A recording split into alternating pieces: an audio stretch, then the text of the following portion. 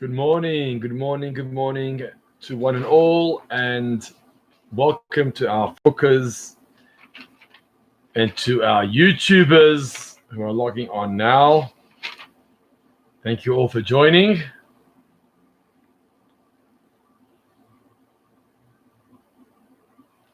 And let us know if you're joining us. Put your comments in the comments box. We'd love to engage with you and welcome you. I see people are busy logging on now, which is fantastic.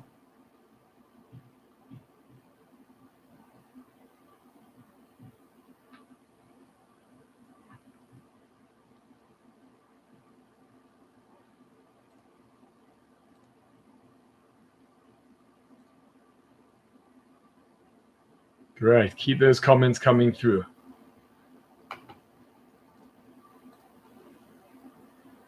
Okay, so let's see with us this morning. Keep on commenting. I'd like to welcome you here. Hi, Bernice Krause, David Ginsburg, Larry Cohen. Good morning, Anne Hack, Sherilyn Diamond, Boker Tov, Alini Dolovitz, Colin Winter. Hi, welcome, Colin, Robert and Maureen Levy. Fantastic. That's on Facebook so far. Keep the comments coming through.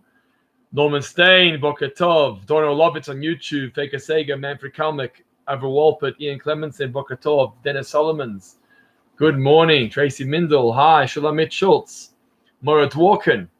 Good morning. You couldn't find me yesterday. Yes, we postponed yesterday's class. So, Moira, it's worthwhile joining the Shul's Corona Care group, because if you join the Shul's Corona Care group, you'll get the updates.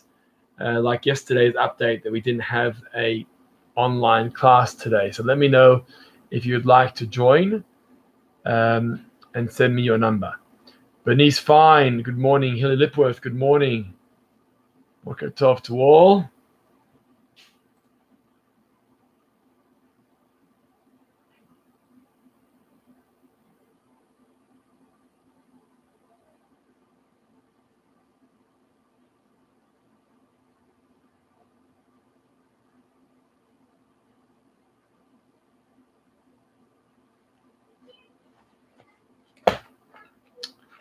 And in just a moment, we're going to get going here. Hi, Stephen Her. Good morning. Yes, we'll dedicate the learning to Esther Bat Moshe. But your mother.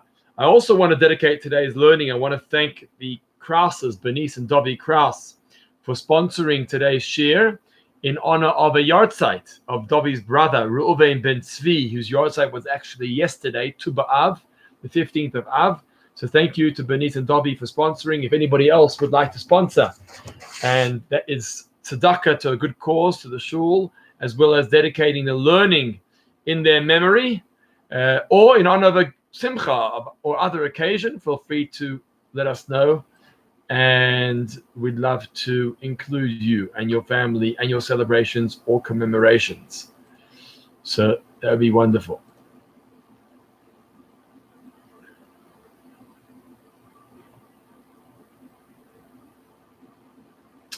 Right, guys, we're ready to get going. Here we go. Linda Drew.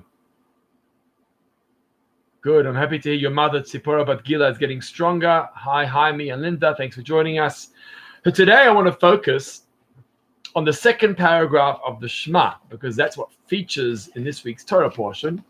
This week's Torah portion focuses on the Shema, but the second paragraph. Last week in Parshat Ekev, in Parshat Ve'etchanan, we spoke about the first parasha of the Shema, Shema and Va'ahavta. Hi, Shelley Smith. This week in the laning of Ekev, we focus on the second parasha of the Shema, Vaya im Shamoa Tishme'u. Okay, that's the theme of this week's Torah portion.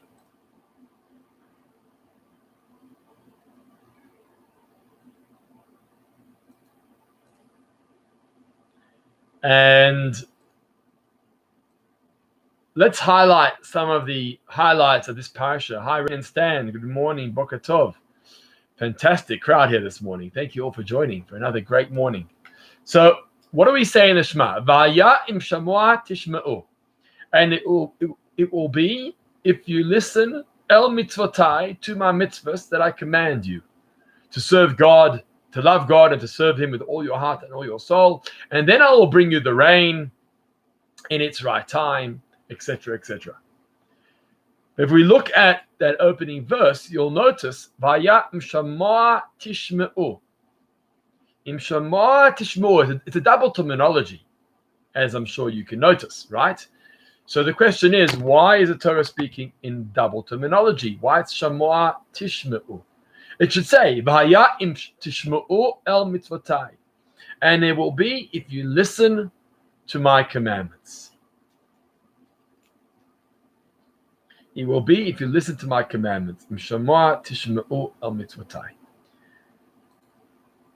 Now, Rashi gives us a beautiful insight here, which I'd like to share with you today. Rashi says, you know why it's a double terminology? Because the first word, shamoah, is referring to past tense, to the old. If you listen to the old, if you listen to the old, tishma, you will listen bachadash. So there's two words here. Shama, tishma'u. Shama is talking about past laws, past instructions,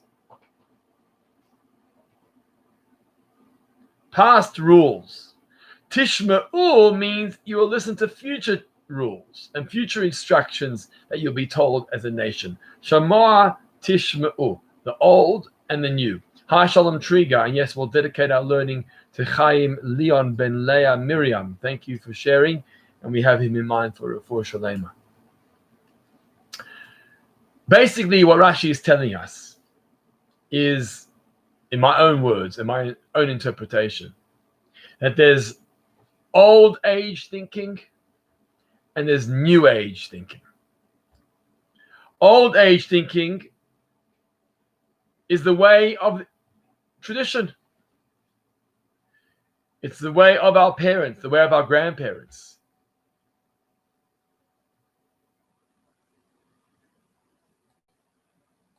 It's the way we've always thought. It's the practices of old. It's the customs that we're used to. It's the home in which we grew up in. That's what the teachings of old refer to. And what are the teachings of new? What's tishma'u? What's that referring to? That's the new age thinking. The new age thinking is the modern world, the way the world functions today. New age thinking, like having a share on Facebook or YouTube. That's like new age thinking. Or the halachot and the laws that relate to modern, sophisticated 21st century. That's what the new is. And what Moshe Rabbeinu is telling us is that both are important to listen to. You can't just listen to the old teachings. You can't just listen to the values and the traditions of old, because you're not living in that generation anymore. So in addition to the old traditions, in addition to the way it was, in addition to our rebbes and our parents and our grandparents, we also have to adapt and listen to the new age teachings of Torah, the way it relates to a modern world. But vice versa is also true. Just to focus on the new age thinking without internalizing the old age values is also no good. We need to have a balance of both. You need to have shamoah to the old and listen tishma'u to the new. And let me elaborate a little bit on this and show how they are so relevant to one another and how they are dependent on each other. Good morning, Lionel and Louise. Thank you for joining us. And Ronnie Kotkas and Eleanor, thank you for joining us. Shkoyach. My pleasure, Ronnie. Okay, so let me elaborate on this point. So often, we get locked up in whichever phase we feel more comfortable in. Some people feel more comfortable in old, traditional way of life. And some people feel more comfortable in the new age, modern way of life. And as human beings, we become very rigid and stuck in that lifestyle. We can't break free to explore and to be flexible, to understand other mindsets and thinking processes. And this is exactly what Moshe Rabbeinu was telling us. That's not the Jewish people. The Jewish people can be in multiple places at the same time. The Jewish people can think on multiple mindsets and frame of minds at the same time. That's critical thinking that Torah teaches us. Bottom line is, Judaism is based on a traditional, ancient way of thought. That's what Torah is. 3,000 plus years old. Torah is an ancient thought system and process of thinking. It's an ancient wisdom.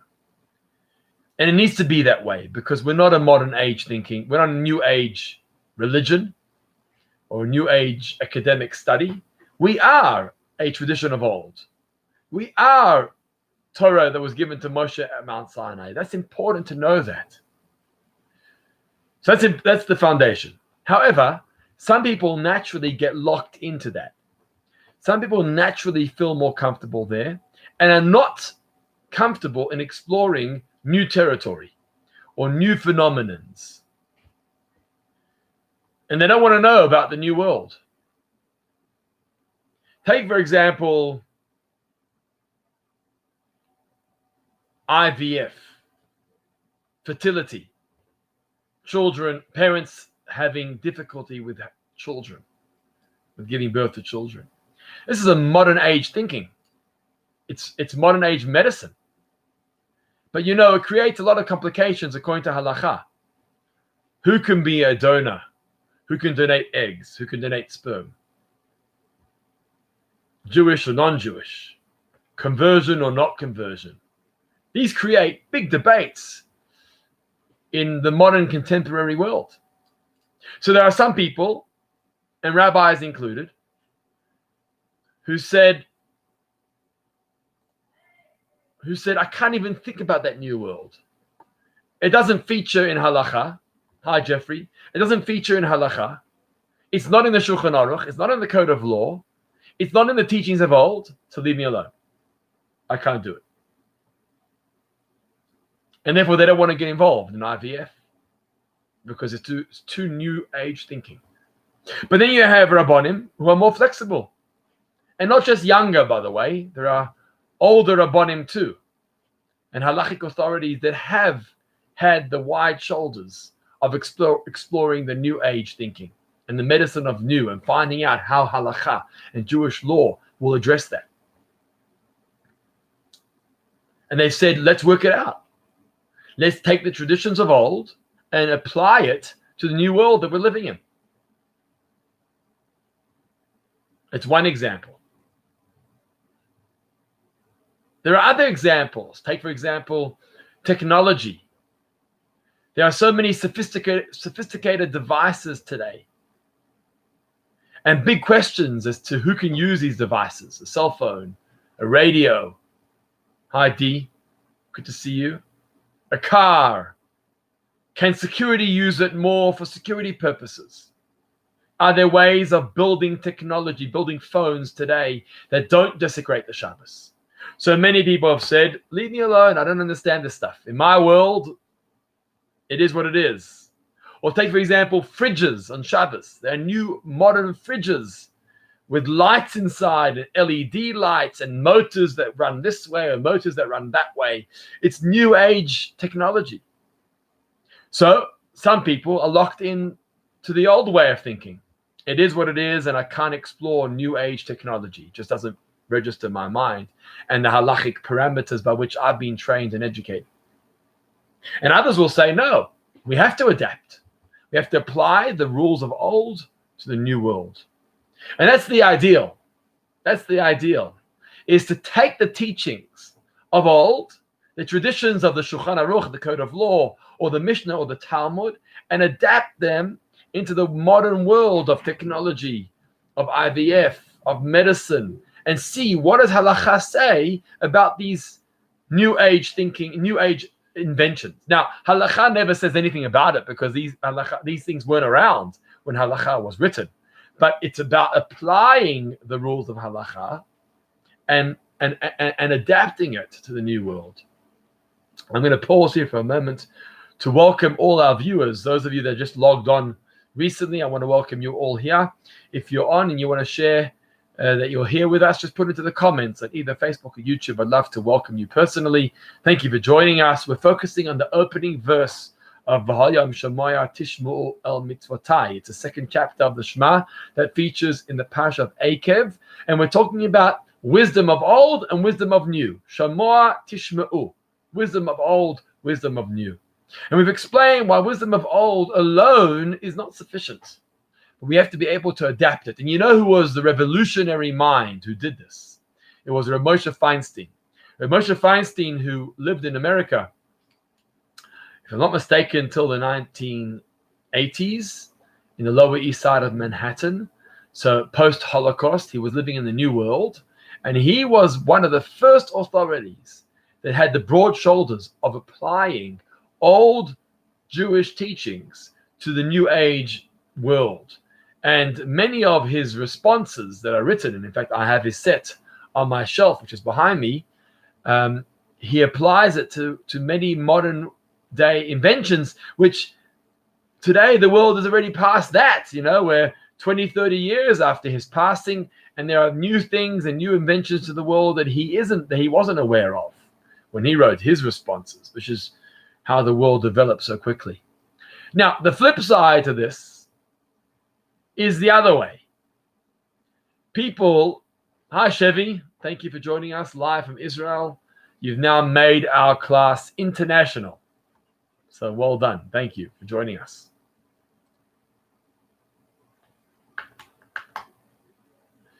Brian Owen says that there's an institute in Israel that deals with this all the time.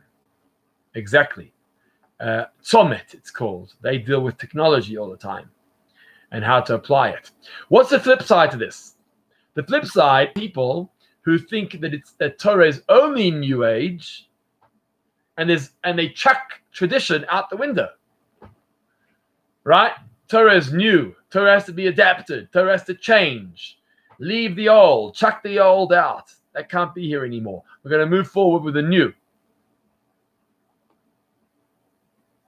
I would dare to say that that's the thought process of conservative Judaism or Reform Judaism, is make Torah relevant to today's world with the exclusion of yesterday's world.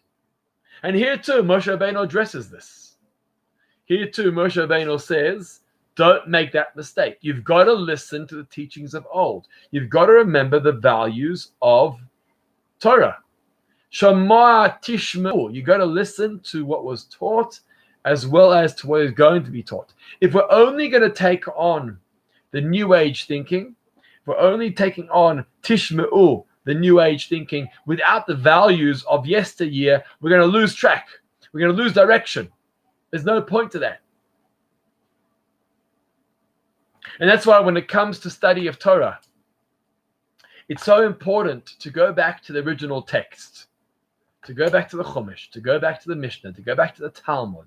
These are the teachings of old. And one needs to have those tools in order to be able to apply them in all those areas.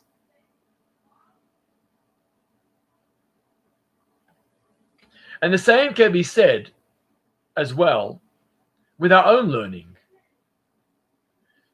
We learn what we can. 10:30 in the morning, we get together on Facebook and YouTube, and we attend that class and this class, and we listen to him, we listen to her, and we gather our information. But what's the purpose of that? The purpose of education, of learning, is not just for the material that we're learning right now.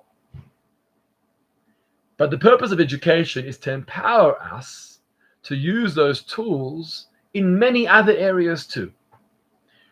Take, for example, a teacher in a classroom. What's the purpose of that classroom? What's the take home? What's the goal of the teacher?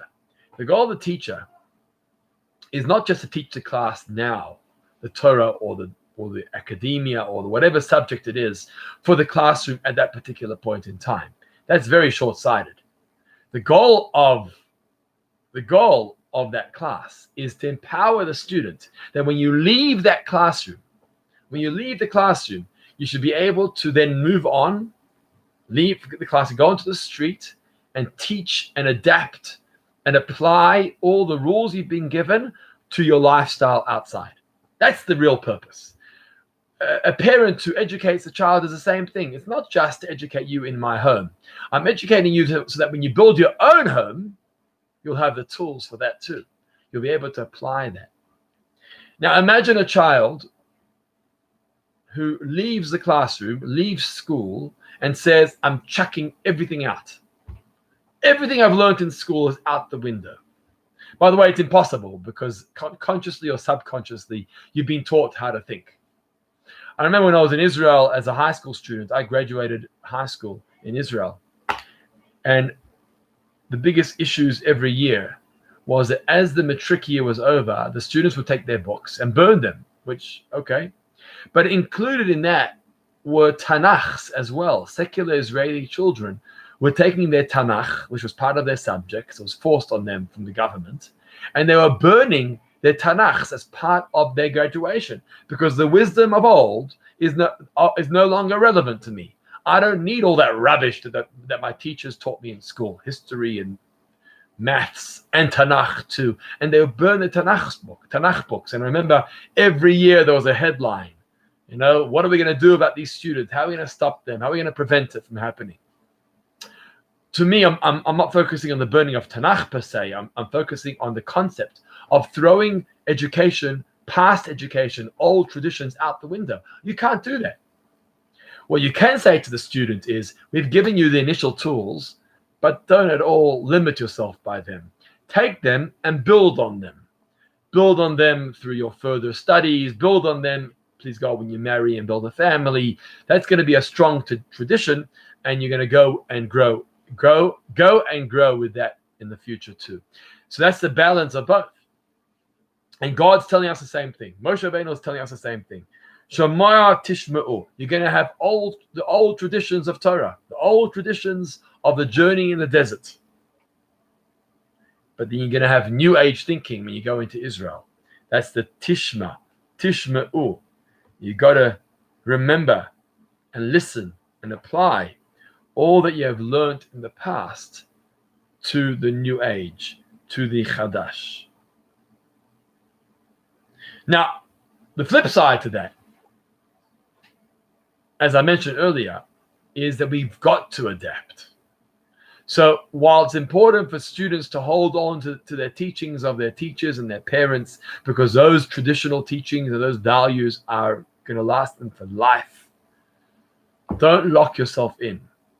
The world is a new world, and it's important for communities and leaders and rabbis to adapt. Because the moment the world moves forward, so too Torah has to move forward too. There's a beautiful Zohar. The Zohar says, and actually if you work out the dates, you can actually work out what date of creation this is going to happen. The Zohar says that at a particular time in creation, there's going to be revolutions and inventions. And the Zohar says that we're going to experience, figuratively speaking, spiritually speaking, we're going to experience the Mabul again. What happened in the Mabul? The Mabul, the waters came up from the ground, from the springs of the ground, and the waters came down from heaven. That's what happened in the Mabul. It wasn't just rain. It was waters coming up and waters coming down.